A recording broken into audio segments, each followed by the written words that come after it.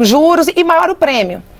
O que foi feito? Que nós descobrimos em atas, com nome, sobrenome, CPF, identidade. É que eles pegaram todos esses países que tinham risco 7, que tinham a mesma ideologia política, e através de um conselho de ministérios, foi colocado para risco 1. Nossa. É seríssimo. E isso fez o quê? Que esse risco 1 desse a oportunidade de você emprestar mais e cobrar menos. Então, nós estamos aí e temos confirmação, sim, disso falado pelas pessoas. Éramos feitos, tem um depoimento do seu Fernando que trabalhou numa dessas seguradoras, falando assim, o nosso trabalho era protocolar, existia um enquadramento que era para ser cumprido. Classificação indicativa. Livre para todos os públicos.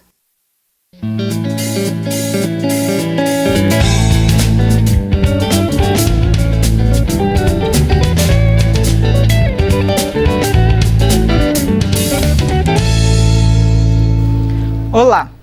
Os contratos internacionais do Banco Nacional de Desenvolvimento Econômico e Social, no período de 2003 a 2015, estão sendo investigados na CPI do BNDES. Os parlamentares estão ouvindo ex-diretores para explicar os empréstimos que supostamente foram feitos, sem avaliar o devido risco de crédito. A entrevistada desta edição do Palavra Aberta é a primeira vice-presidente da CPI, deputada Paula Belmonte, da Cidadania do DF. O programa tem uma produção da TV e da Rádio Câmara. Bem-vinda, deputada. Para mim é uma grande alegria estar aqui, falando sobre um assunto tão importante para toda a nossa sociedade, né? Isso. É um assunto árduo e em um mês de trabalho a CPI já teve várias audiências. Eu queria que a senhora explicasse para a gente, para o nosso espectador, o nosso ouvinte. A CPI já está com um mês. Já tivemos assim alguns ex-presidentes, 4 ex-presidentes do Banco do BNDES. Ontem e anteontem nós já tivemos um procurador que fez alguma das investigações, Operação Bullish. Nós tivemos também pessoas que trabalhavam ou que trabalham na seguradora brasileira nacional que deu a garantia do crédito. Então a CPI está muito com compromisso realmente, é o que a gente tem falado e deixado esclarecido para as pessoas. Nós não queremos acabar com o BNDES, nós queremos que o BNDES cumpra a sua função, que é investimento na nossa sociedade e principalmente dar oportunidade para as pequenas e microempresas sobreviverem, né? O que houve uma política de um tempo para trás foi um investimento nas grandes empresas, né? Que são os campeões nacionais, e que não é algo ruim se fosse feito da forma que está estabelecida com o seu objetivo inicial. Com retorno correto. Retorno. E a gente percebe, quero assim inicialmente, inclusive, assim, agradecer o trabalho do TCU, que tem feito um trabalho muito importante para que a gente possa aprofundar no tema, conhecer o tema, e eles não concluíram tudo porque realmente são muitos detalhes, muitas personagens jurídicas e físicas que estão envolvidas. A senhora pode citar algumas dessas investigações que estão sendo feitas, que já foram descobertas? A nossa foco de atuação será principalmente os contratos internacionais no período de 2003 e 2015, né? Então lá nós percebemos o quê? Que é interessante porque a gente acaba, que é o que eu estava falando antes de a entrevista começar, nós temos que começar a entender o que é economia, o que como que faz esse critério de emprestar ou não emprestar, quais são as legislação atual, vigente naquela época e o que foi modificado. Então está sendo uma grande oportunidade de conhecer o sistema internamente. E que nós observamos é o seguinte, que a gente observa que, e que na realidade todo mundo já sabe disso, que foi entregue, foi feito um empréstimo para essas empresas brasileiras, é importante dizer isso, o dinheiro não foi lá para o país, ele foi entregue aqui em real, depositado no Brasil por uma empresa brasileira, e essa empresa ela tinha um contrato com esses países e que se comprometia em desenvolvimento, que a gente fala que é o quê? Por que a gente investe em grandes empresas? Que ela vai lá exportar os bens e o serviço. Então, se ela constrói, vou dar um exemplo que não é esse o caso, mas vamos supor, se ela é fabricante de máquina de lavar roupa, ela está exportando, então para o Brasil é muito bom, porque quanto maior ela mais cresce, mais vamos gerar emprego. Claro. Então, o lucro do BNDES é o desenvolvimento econômico da nossa sociedade. Não é lucro no dinheiro, vamos dizer. E isso é muito importante eu estar falando, por quê? Porque quando você conversa com os presidentes, eles falam assim, nós tivemos lucro, nós não tivemos prejuízo. Mas que prejuízo, que lucro é esse perante a um estatuto ou estabelecimento do que foi o BNDES? Ele favoreceu uma empresa, e que nós temos relatórios que, inclusive, os valores que foram pagos foi acima do mercado. Além disso, não houve essa transferência de bens ou serviços.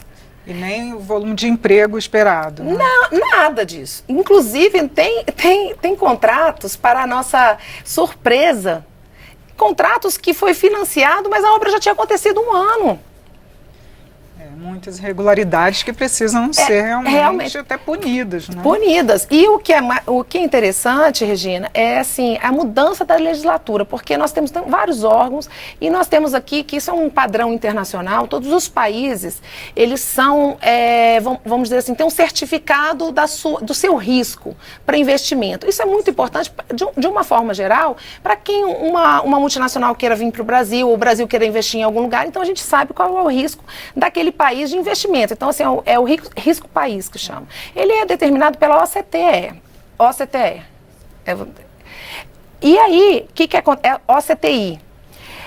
O que acontece? E temos aqui na América Latina um sistema que é um convênio entre os tesouros nacionais para que a gente possa, vamos supor, o Brasil é produtor de soja. Então nós entregamos a nossa soja para a Venezuela nos dá, por exemplo, o petróleo. É algo muito bom, porque nós fazemos assim como se fosse aquele escambo antigo, a gente valoriza o intercâmbio de mercadorias. Esses países, eles querem realmente continuar que o CCR funcione. O que nós descobrimos? E mais só que esses países, nessa nomenclatura internacional, eles tinham risco 7. O que significa risco 7? É o país que tem mais risco. Então, quando você tem um risco 7, você empresta menos e cobra maior o prêmio. Juros e maior o prêmio. O que foi feito? Que nós descobrimos em atas, com nome, sobrenome, CPF, identidade. É que eles pegaram todos esses países que tinham risco 7, que tinham a mesma ideologia política, e através de um conselho de ministérios, foi colocado para risco 1. É seríssimo. E isso fez o quê? Que esse risco 1 desse a oportunidade de você emprestar mais e cobrar menos. Então, nós estamos aí e temos confirmação, sim, disso falado pelas pessoas. Éramos feitos, tem um depoimento do seu Fernando, que trabalhou numa dessas seguradoras, falando assim, o nosso trabalho era protocolar, existia um enquadramento que era para ser cumprido.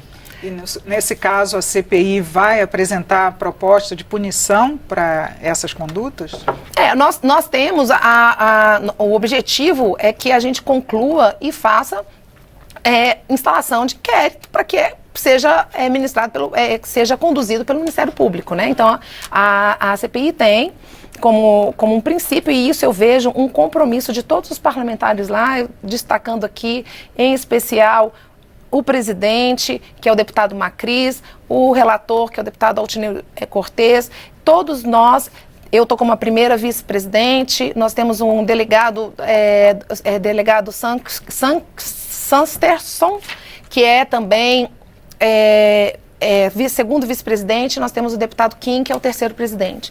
E todas as pessoas que estão lá estão assim, muito empenhadas em trazer um resultado para a sociedade. Agora, deputada, a gente já tem até uma proposta tramitando aqui na Câmara que prevê proibição do BNDES para fazer empréstimo para outros países.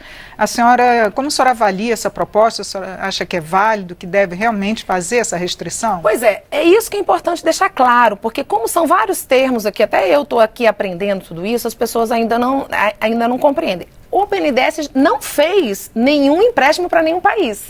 Isso que é importante. É bom explicar. O BNDES fez empréstimos para algumas empresas, e que a gente nota, 80% dessas empresas são as conhecidas na Lava Jato, 100% delas são, mas 80% uma específica. E aí daí eles tinham um compromisso de fazer, porque são vários números, eu não quero trazer aqui, mas assim, do valor total, por exemplo, 100 milhões. O BNDES falava assim, eu só vou fazer um empréstimo de 85%, mas desse 85%, eu só vou fazer o que realmente é para exportação de serviços e bens. Sim. O que acontece é que a gente percebe que ele colocava 100%. E não fazia o mais importante, a fiscalização se estava sendo exportado, sim, os bens ou serviços. É importante a gente falar que esse tipo de procedimento é algo comum no mundo, porque você quer aumentar a sua indústria, você quer aumentar a sua produção, você quer levar, nós temos aqui nós temos várias pessoas aqui com muita capacidade da criatividade. O brasileiro é conhecido como criativo. Tem que incentivar, tem que incentivar essas pessoas a serem realmente reconhecidas e trazer isso. Então, a situação foi o mau uso. Sim. E é isso que a gente tem que hoje, eu digo assim, que a nova política, chegou um deles, depoimentos, falou assim, antigamente a ética não se via problema no que aconteceu. Hoje já estamos vendo. Mas a gente tem que entender o seguinte, que tudo isso, nós todos somos corresponsáveis. Com certeza. Somos corresponsáveis. Chegou um depoimento. Falei assim, só não tem peso na consciência de só ter feito isso com tantas pessoas. Hoje nós estamos pessoas aí que morrendo às vezes por falta de um medicamento básico. Ele falou, sabe o que ele falou? Não, porque foi o povo que escolheu o presidente e o presidente escolheu os ministros. Então nós temos que entender. Responsabilizam também como sociedade. Nós temos que entender que isso tudo faz parte de uma corresponsabilidade social. Claro. Nós temos que estar investigando as pessoas que agora, por exemplo, temos uma oportunidade, uma legislatura nova. Então eu convido a todos que estejam nos escutando, faça mesmo, entre na TV Câmara, veja o que seu deputado, seu senador está fazendo, veja qual é o pronunciamento dele. Acompanhe e fiscalize. É muito importante a sociedade estar junto, porque assim a gente consegue transformar. Com certeza. Deputada, muito obrigada por seus esclarecimentos aqui no programa. Muito grata, uma grande honra e estou à disposição sempre. Muito grata, Regina. Eu conversei sobre a CPI do BNDES com a primeira vice-presidente do colegiado, deputada Paula Belmonte, do Cidadania do Distrito Federal. Você pode assistir esta e outras edições no site câmara.leg.br/palavra aberta. Eu sou Regina Assunção, agradeço a sua audiência. Até a próxima.